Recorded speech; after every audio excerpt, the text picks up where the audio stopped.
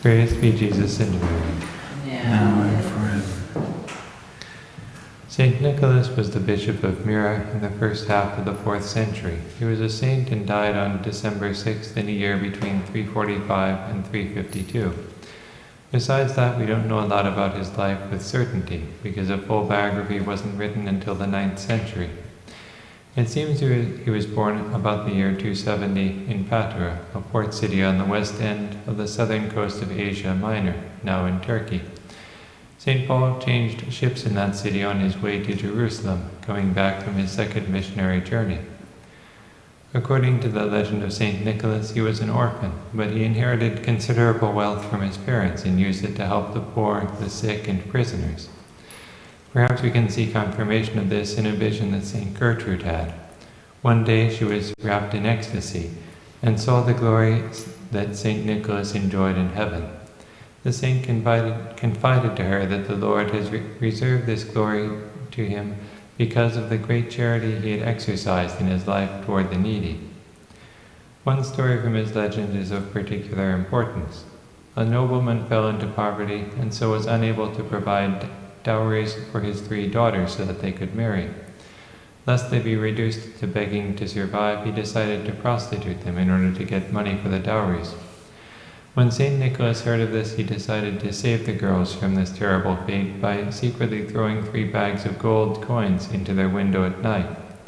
From this developed the idea of St. Nicholas as someone who secretly leaves gifts, and eventually this turned into the popular image of Santa Claus. The legend goes on to say that the Bishop of Myra, seeing his charity and piety, ordained him a priest, and this doesn't seem unlikely.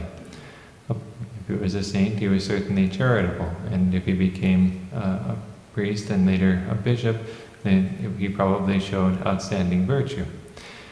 Upon the bishop's death by the voice of the people, St. Nicholas was called to succeed him. Myra is also on the southern coast of Asia Minor, 40 miles east of Patara.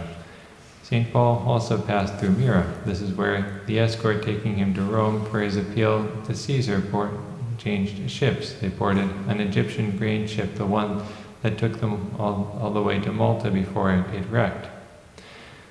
Myra was about 3.5 miles inland, but it had a port on the coast.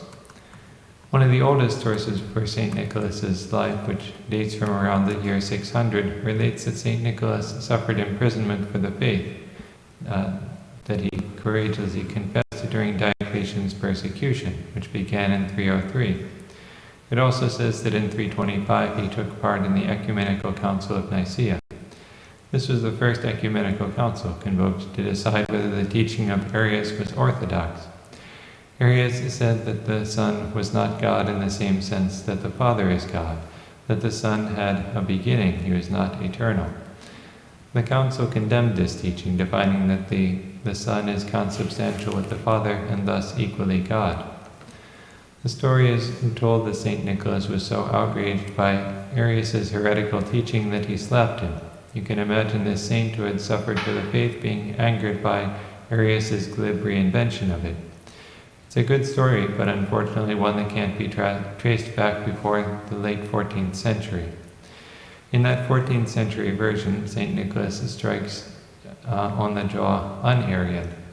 In the next oldest source, from the second half of the 16th century, it's not just any Arian that he hits, but Arius himself, who he slaps rather than strikes on the jaw.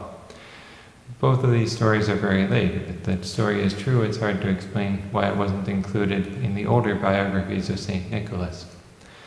Despite the late date of the story, it's a subject for icons and is included in a 17th century manual of iconography from Mount Athos. The oldest mention of the saint is in a 6th century document. It tells how he delivered 3 officials who had been wrongly condemned to death by the Emperor Constantine. The zealous and intrepid bishop died on December 6th in a year between 345 and 352, as I said. He was buried in a mausoleum outside the city, but not forgotten.